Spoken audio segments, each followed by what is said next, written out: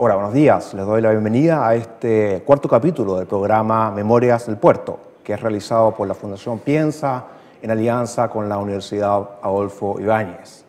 Este es un espacio de conversación, de diálogo con personalidades destacadas y con intelectuales destacados de la región y de Valparaíso.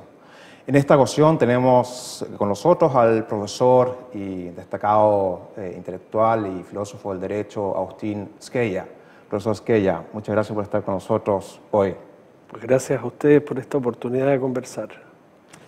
El profesor Squella es profesor de Filosofía del Derecho de la Universidad de Valparaíso, es Premio Nacional de Humanidades y de Ciencias Sociales, es autor de numerosos libros, entre los que se cuentan uno publicado recientemente, el libro sobre los lugares sagrados de Viña y de Valparaíso. Y por último quiero destacar que el profesor Squella es ciudadano ilustre de esta ciudad, de Valparaíso. Profesor Squella, usted nació en Santiago. ¿Nos puede contar respecto de su llegada aquí a la región? ¿Cuáles son sus primeros recuerdos de Viña y de Valparaíso?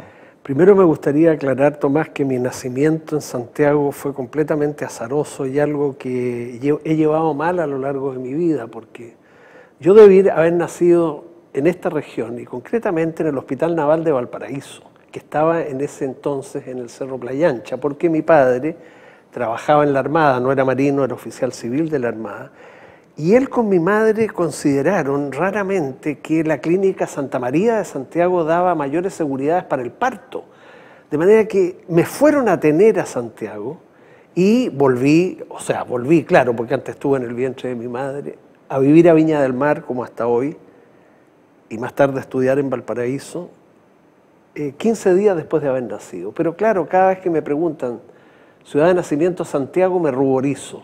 Me habría encantado colocar Valparaíso. Perfecto. Bueno, mi niñez transcurrió en Las Salinas, en una población naval de Las Salinas, próxima a ese balneario que yo llamo el balneario de mi infancia, que era mucho más atractivo, por supuesto, que como lo ve hoy día uno. Allí viví hasta los 12 años. Y no he dejado de vivir en Viña, pero he hecho mi vida en Valparaíso. Yo digo, sin molestar a mis amigos viñamarinos, que habito en Viña o resido en Viña, pero que vivo en Valparaíso, claro, porque mi vida como estudiante secundario, como estudiante universitario, mi vida académica y también mis noches cuando podía tenerlas, ya decir que uno tiene noche a los 71 años sería una petulancia, han sido en Valparaíso. Perfecto. Y es este Valparaíso que nosotros conocemos una ciudad muy distinta, muy diferente al Valparaíso de los años, imagino que estamos hablando de los años 50, 60, de los años de infancia, adolescencia y juventud. Es una ciudad que ha cambiado mucho, ha cambiado su fisonomía. Ha cambiado, pero lo que es peor, porque está bien que las cosas cambien, que las ciudades cambian, Viña también ha cambiado. Lo lamentable en el caso de Valparaíso y en alguna medida de Viña también es que ha ido a menos, ha ido progresivamente a menos, no obstante que el año 2003 tuvo un punto de inflexión que fue muy importante, que consistió en la inscripción de los barrios históricos de Valparaíso en la lista del Patrimonio Cultural de la Humanidad. Ciertamente que ese fue un buen punto de inflexión. A partir de eso, a lo menos el casco histórico, algunos cerros que forman parte de la historia de Valparaíso más directamente comprometido con su centro, han ido mejorando, pero eso ha sido un proceso extremadamente lento, visible sí, pero lento, bastante acotado, pero igual hay que mantener la confianza y algún margen de esperanza en que el peor momento de Valparaíso pasó. Yo creo que pudo estar hace unos 15 años atrás, y que la ciudad lentamente, por obra entre otras de instituciones como esta, de la sociedad civil que están pensando a Valparaíso, investigando a Valparaíso, atentos a la evolución, al progreso, pero también a los desatinos que a veces cometemos con Valparaíso. Yo creo que ahí también hay un componente de desesperanza en la que milito respecto a Valparaíso. Mucha confianza en lo que organizaciones de la sociedad civil puedan hacer. Bueno, eso es algo que también compartimos nosotros aquí Claro que sí. en Piensa, en distintas universidades y centros de estudios, etcétera. Y también esperamos que si el punto más bajo haya quedado ya atrás y que el desarrollo de su futuro sea para bien. Quizás volveremos a esos temas después, respecto de su biografía y su vinculación con Valparaíso. Usted en su libro de los lugares sagrados de Viña de Valparaíso, claro, menciona algunos. ¿Nos puede contar cuáles son sus lugares sagrados? Quizás no solamente de Valparaíso, quizás también de Viña. Quizás esto puede ser también un aliciente para leer su libro. Bueno, ese libro se llama Lugares Sagrados y el título, en lo que a sagrados concierne, no tiene que ver con una dimensión religiosa. Se trata de los lugares que yo considero imprescindibles, de los lugares que están vinculados a mi biografía, de los lugares donde yo me siento mejor conmigo mismo, donde escucho mejor, más nítidamente mis propias voces interiores. Y hablando de tipos de lugares, más que de lugares concretos y específicos de esta zona, esos lugares son, para que se entienda bien, los bares, los cafés, las librerías, las salas de cine, los estadios, los hipódromos y, curiosamente, los templos vacíos. A mí los templos vacíos me producen una fuerte atracción, es decir, templos donde no haya oficios en curso ni feligreses. La iglesia o el templo de cualquier otro credo que esté completamente a sola, me produce ingresar en ellos una cierta serenidad. Entonces, no puedo comparar eso con los hipódromos y los estadios, porque producen todo lo contrario de serenidad, y precisamente yo voy al estadio cuando juega Santiago Wanderers, y asisto regularmente al estadio, no para estar quieto, no para estar tranquilo, no para permanecer en silencio, sino porque esos son lugares para el desmadre, diría yo, son lugares o espacios para que uno dé rienda, con ciertos límites por supuesto, a algún margen de irracionalidad que lleva dentro de sí. Las salas de cine, las librerías no necesitan defensa, y los bares y los cafés tienen lo mismo para mí que los templos vacíos, aunque en los bares siempre hay gente y ruido, y en los cafés también, pero son lugares donde tú sientes que te acogen, que tienen una hospitalidad particular. Claro, algunos de mis lugares sagrados de Valparaíso y Viña han desaparecido a lo largo del tiempo. El Samoyedo en Viña, que era un espléndido café, el Café Riqué de Valparaíso, inolvidable, desde luego, para todos los porteños que alcanzaron a conocerlo. Y hoy día, claro, deambulo en Viña y Valparaíso por distintos cafés, no, por ejemplo, no por todos. En materia de lugares sagrados, sobre todo tratándose de cafés y bares, yo no vitrineo, no estoy atento a la última novedad, sino más bien me asiento en uno o dos de ellos y voy casi diariamente, entablo algún tipo de relación humana con los mozos, con los garzones, con las garzonas, a veces hace algún tipo de amistad con un parroquiano que también ves ahí casi todos los días. A ver, son lugares donde subsiste algo de humanidad, diría yo. Charles Bukowski, que tú lo debes conocer bien, un escritor norteamericano, decía que era en los bares, en los hipódromos y en las gasolineras donde él consideraba que quedaba todavía algo de humanidad. Puede ser una declaración algo sorprendente, pero si uno se fija bien, sí, son lugares donde subsiste algo de humanidad. Usted mencionó recién algunos lugares sagrados que han desaparecido y yo también me sumo a esta voz de que es lamentable que haya ocurrido eso, como el Samoyeo en Viña, el Café Riqué, un café precioso aquí en Valparaíso, en la plaza Aníbal Pinto. ¿Qué lugares sagrados existen, perviven todavía? Bueno, hoy. Que yo frecuente el Café Anayac en Viña es un imperdible para mí. El Terramoro, que está en 4 Norte con 1 Poniente. En Valparaíso, por supuesto, La Rotonda, que tiene 3 ventajas. Es un café por la mañana, a las 2 de la tarde se transforma en un muy buen restaurante y tiene también una barra permanentemente abierta que funciona como bar. Es un lugar de los más atractivos que existe todavía en Valparaíso. Desde luego el estadio Elías Figueroa Brander, el estadio donde juega Wanderers, que hoy atraviesa por problemas que esperemos que se superen prontamente. Y las salas de cine tengo que reconocer que desaparecieron. O sea, lo que hay hoy día son estas salas de las multinacionales que distribuyen y exhiben cine para adolescentes y para niños preferentemente. No cine para adultos realmente, de modo que cada vez frecuento menos las salas de cine de la región por la pobreza impresionante y persistente de sus carteleras. Hay que resignarse a ver el cine en Netflix, hay que resignarse en el fondo a ver el cine en la casa. Y librerías, bueno, Viña las tiene más que Valparaíso, pero está la Feria Chilena del Libro con 12 locales en Viña del Mar, Antártica también. Esos son lugares por los que deambulo, y ni qué decir, claro, el Valparaíso Sporting Club, que es el hipódromo que tiene el nombre de Valparaíso pero que está en Viña. Esas son las paradojas que a mí me gustan de esta región. Un hipódromo que está en Viña se llama Valparaíso, pero claro, es porque nació en Valparaíso como todo, ¿no? Y la pena es que la mayor parte de lo que nació en Valparaíso se va de Valparaíso. Pero volviendo al tema de las organizaciones civiles de las que forma parte esta prestigiosa fundación, estoy seguro que esta fundación no va a dejar a Valparaíso, no va a dejar de residir en Valparaíso, porque Viña tiene sus problemas, pero en fin, allá ella.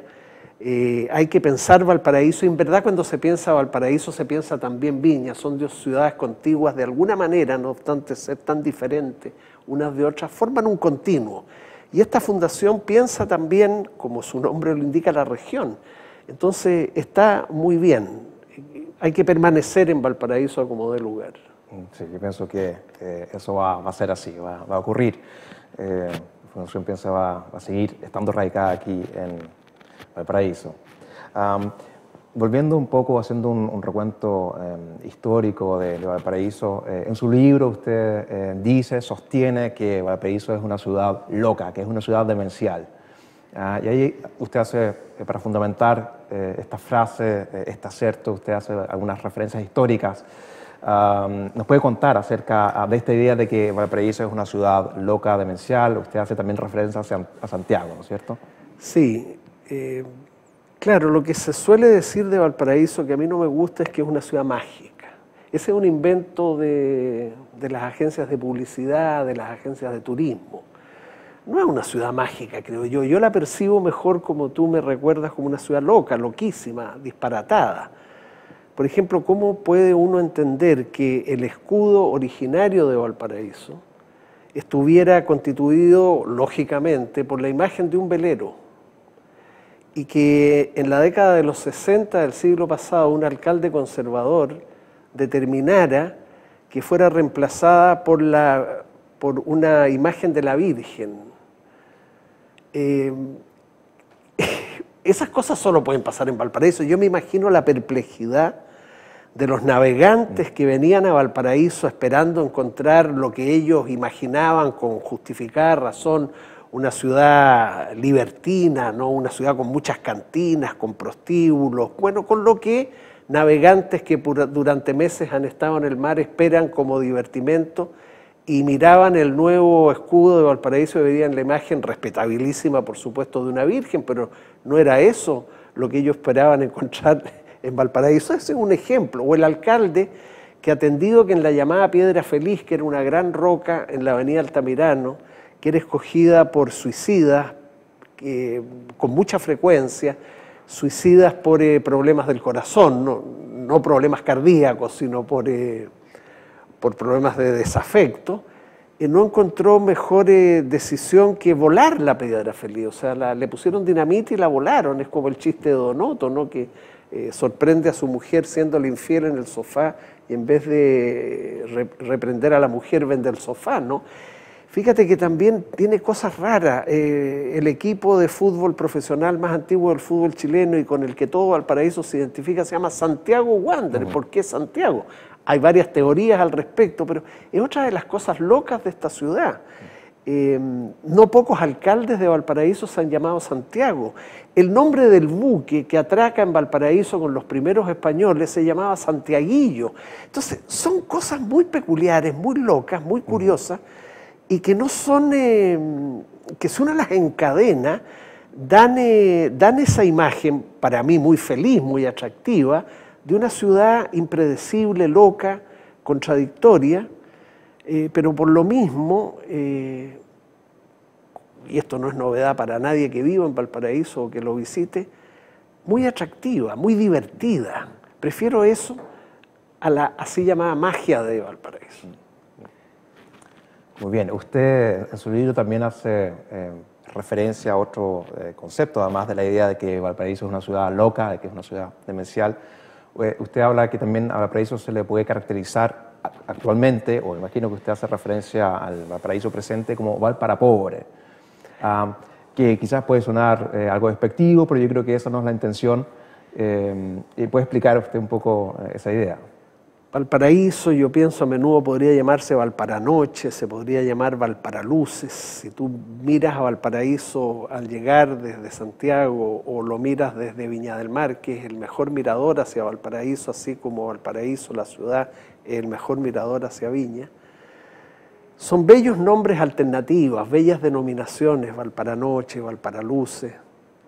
Lo malo es que Valparaíso, tal como tú indicas, ha ido derivando a Valparapobre, es decir, porque es una ciudad que se tornó pobre, en donde hay bastante pobreza, en donde hay campamentos, personas que viven en condiciones materiales de vida muy menesterosas, ciudad que además es frecuentemente, el caso de los incendios es en ese sentido muy visible, asolada por catástrofes a veces naturales, pero otras veces nada naturales, sino que podrían preverse y controlarse mejor. Esa es la parte triste, la parte más negra de Valparaíso, los niveles de pobreza que ella tiene, las escasas oportunidades de trabajo que ofrece a los jóvenes, y algo parecido está pasando con Viña, es decir, hay aquí alrededor de 7 universidades entre Valparaíso y Viña, 4 tradicionales muy importantes que forman parte del Consejo de Rectores, pero me parece a mí que eso, con darle a la región y también a la ciudad de Valparaíso el carácter de una ciudad universitaria o de una región universitaria, se traduce en que nuestras universidades forman profesionales que el día mismo que reciben el título, sino antes, en lo que están pensando es en buscar trabajo fuera de la región de Valparaíso. En consecuencia, eso empobrece a la ciudad desde el punto de vista material, pero también desde el punto de vista intelectual. Exacto. Ese es un problema grave que tiene en general la región, que también tiene esta ciudad, quizás incluso más que Viña, el problema de la fuga de talentos, ¿no? Exactamente. Que obtenido el cartón, muchos o la gran mayoría está pensando, bueno, hacia dónde emigrar, hacia dónde irse. Y la pregunta que se plantea en consecuencia es la pregunta que formula Lenin en 1902, ciertamente es otro contexto, ¿qué hacer? ¿Cuáles son las perspectivas hacia el futuro? ¿Cómo vislumbra usted se puede subsanar este problema, por un lado específicamente de la fuga de talentos, en general de un desarrollo que le devuelva al paraíso lo que se merece, la dignidad que se merece? Me refiero aquí a observaciones muy simples. Cuando uno transita, por ejemplo, por el Plan de Valparaíso, por el Almendral o el Barrio Puerto, que son barrios preciosos, con una altísima presencia de edificios, construcciones patrimoniales, también de conjuntos patrimoniales, etcétera, y se están en parte cayendo a pedazos. ¿Cómo sacar a Valparaíso de esta situación? Mira, yo no lo sé con seguridad. Los intelectuales, que somos personas que leemos, pensamos, escribimos, damos clases, participamos en debates públicos, la tenemos más fáciles que los políticos, las autoridades administrativas o de gobierno de la nación, porque nosotros podemos pensar los problemas largo tiempo, podemos aplicarnos morosamente a desatar nudos, pero en el ámbito político y en el ámbito de las autoridades regionales y comunales muchas veces tienen que cortar nudos. Yo no tengo mucha claridad sobre el particular, pero sí no me cansaré de repetir que mientras Valparaíso o los Valparaísos en que Valparaíso se ha transformado no dialoguen entre sí de una manera más constante y fecunda, no hay salida para Valparaíso. Valparaíso es ante todo una ciudad habitada. Hay varios centenares de miles de personas que viven en Valparaíso. Es una ciudad puerto. Es una ciudad patrimonial, sin la menor duda. Es una ciudad cultural, es una ciudad universitaria. Lamentablemente, cada uno de esos Valparaísos no solo no conversa suficientemente con los otros, sino que a menudo están enfrentados. Mira tú el ya crónico y al parecer por lo mismo insuperable desencuentro entre la ciudad habitada que es Valparaíso y organizaciones gremiales o vecinales del mismo Valparaíso en constante pugna con el puerto. Valparaíso fue primero una ciudad habitada y porque fue habitada fue luego una ciudad-puerto. Pero no puede ser que todo proyecto de ampliación del puerto sea vetado, no sé si por la ciudad, porque todos nos sentimos representar el sentir de la ciudad y a veces no representamos otra cosa que nuestras propias pareceres. Yo digo que todos decimos amar a Valparaíso, pero en verdad muchas veces de lo que estamos es enamorados de nuestras particulares visiones de Valparaíso. Pero ahí tienes un ejemplo que actualmente es bastante agudo en términos negativos de esta falta de conversación en Valparaíso. Valparaíso sin el puerto no es Valparaíso, pero también las autoridades portuarias y las concesionarias de los dos terminales tienen que entender que el puerto no está solo, que el puerto no puede ponerse como de espaldas a la ciudad. Tienen que aprender a convivir, entonces es raro, pero también mortificante, incluso diría yo doloroso, que la ciudad no dialogue bien con el puerto, que la ciudad habitada no dialogue bien con la ciudad turística, que también es Valparaíso, porque en los barrios donde se concentra la mayor parte del turismo los fines de semana, los vecinos protestan porque hay muchos automóviles, porque hay ruido en la noche. Entonces mira tú cómo la ciudad habitada también se confronta con la ciudad turística. A veces la ciudad turística no tiene suficientemente en cuenta que Valparaíso es una ciudad patrimonial y que en consecuencia el turismo se tiene que dar sujeto a ciertas reglas porque aquí hay patrimonio cultural que conservar, que proteger, que incrementar. El día en que esos Valparaísos dialoguen, conversen las cosas, yo creo que pueden darse las condiciones para que mejoren, pero claro, para que una cosa ocurra, para que una cosa así ocurra, se necesita un liderazgo que articule todos los Valparaísos, y no los tenemos. No los tenemos, lamentablemente, no se ve por dónde podríamos tenerlo, pero mira, hay que militar en el optimismo de Valparaíso. Uno siempre puede tener buenas razones para creer que las cosas irán mal, o no todo lo bien que uno quisiera. Eso lo podemos llamar pesimismo de la razón, ¿no? Y en ese sentido yo soy un poco pesimista de Valparaíso. Pero a ese pesimismo de la razón que te dice, mira, las cosas no van a ir bien o no van a ir todo lo bien que se quisieran, uno puede y debe sumar un optimismo de la voluntad, es decir, bueno, pero no obstante creer eso, vamos a poner cada cual, cada porteño, pero también cada uno de estos polos que mencioné antes, cada organización público-privada, lo mejor que esté de nuestra parte para que las cosas vayan lo mejor posible.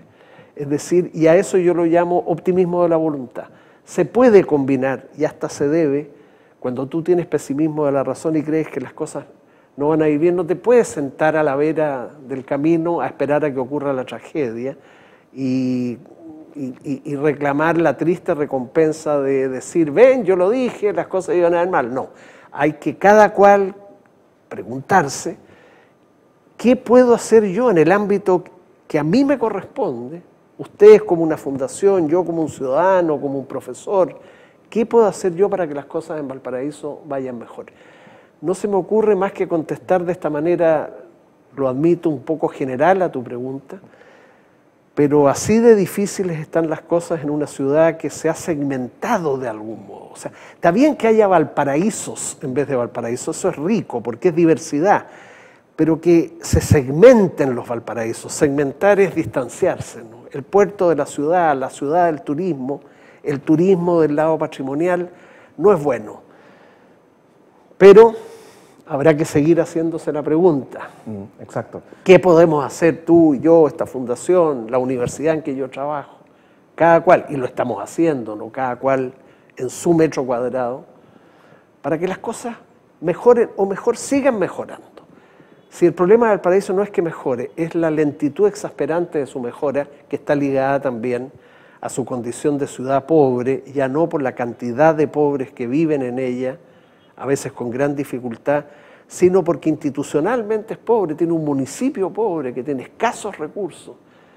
Y eso no se ha podido corregir con políticas nacionales en favor de Valparaíso como habríamos querido. Exacto. Me agarro de eso para plantear la siguiente pregunta. Usted menciona la interacción de actores de la sociedad civil, que sería importante. Usted menciona también el plano comunal, donde quizás también hay muchas cosas que se pueden mejorar.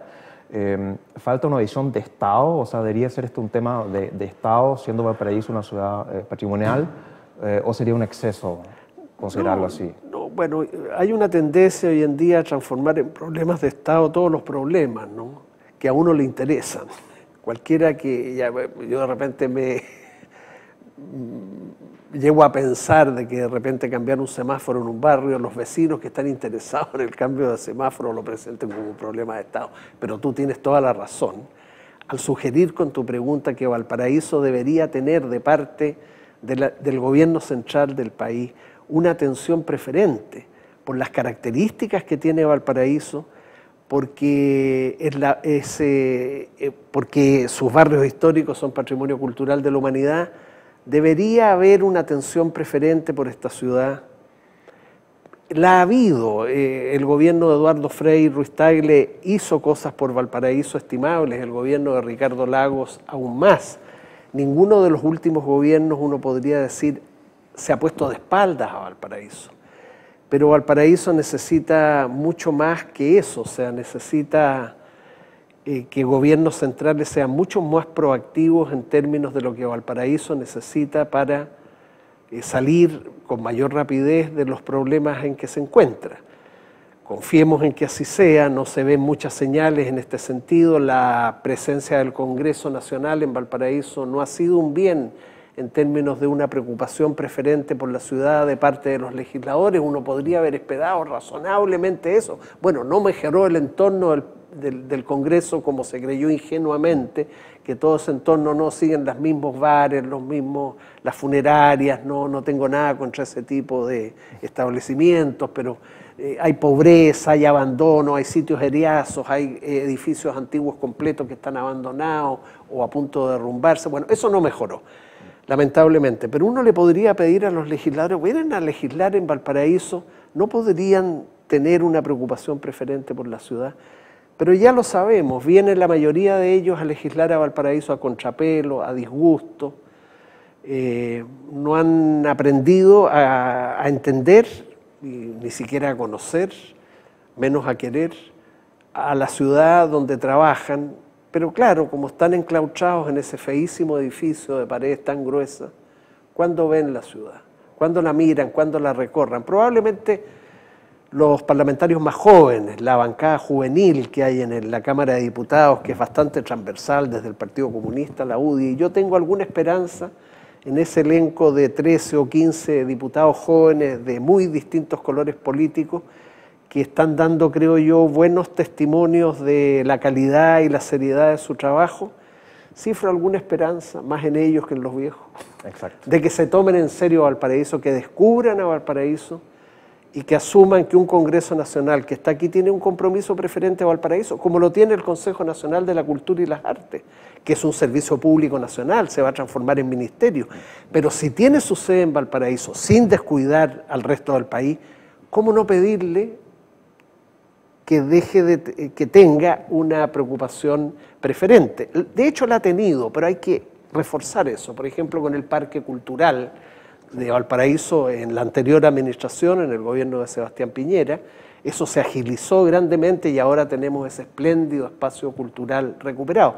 Y detrás de eso estuvo el Consejo Nacional de la Cultura. Ese es un muy buen ejemplo de un servicio público nacional que atiende a todo el país, por supuesto, porque es nacional, pero que estando en Valparaíso es capaz de proponerse metas específicas, concretas y estimulantes para una ciudad que necesita apoyo del gobierno central. Bueno, con esta intervención cerramos este cuarto capítulo del programa Memorias del Puerto, con la participación del profesor Agustín Esquella. Profesor Esquella, muchas gracias por haber estado hoy con nosotros. Lamentablemente no pudimos abordar otros temas que hubiesen sido de mucho interés, como el rol de la descentralización, quizás problemas puntuales que tiene también Valparaíso, como rayados, perros, el tema de la basura, etcétera. Quedará, espero, para otra ocasión. Bueno, muchas gracias, profesor, por haber venido hoy y haber estado con nosotros. Gracias a ustedes, cuenten conmigo. Hay que mantener encendida la hoguera, por decirlo así, en torno a la cual se habla, se conversa sobre Valparaíso. Muchas gracias, profesor. Y a ustedes muchas gracias por la audiencia. Pueden revisar este programa y también los otros capítulos de Memorias del Puerto en el sitio web de la Fundación Piensa. Muchas gracias. Adiós.